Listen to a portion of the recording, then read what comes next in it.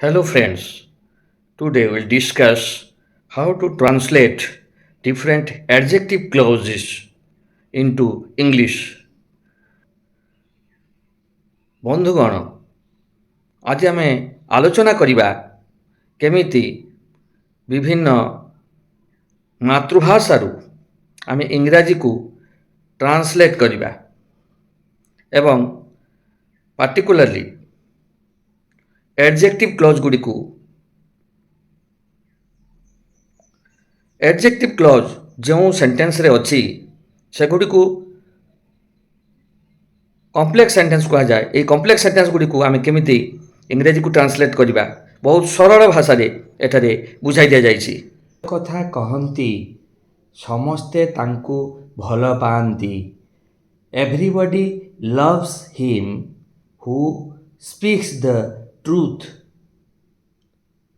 ଯିଏ ପୀଡ଼ିତ ସେ ଚାଲିଯାଇପାରନ୍ତି।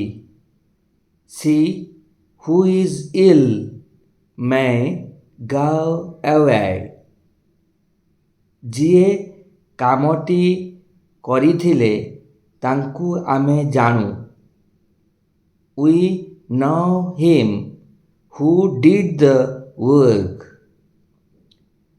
ଯେଉଁ ବାଳିକା ସତ୍ୟ କଥା କହେ ସମସ୍ତେ ତାଙ୍କୁ ଭଲ ପାଆନ୍ତି। Everybody loves the girl who speaks the truth।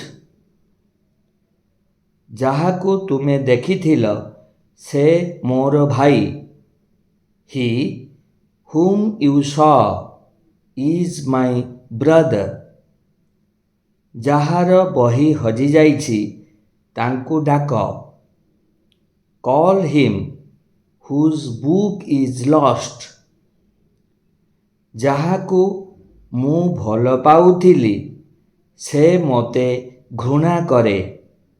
He whom I loved hates me।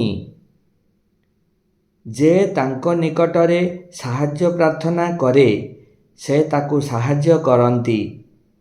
He helps him who begs his favor। Thank you.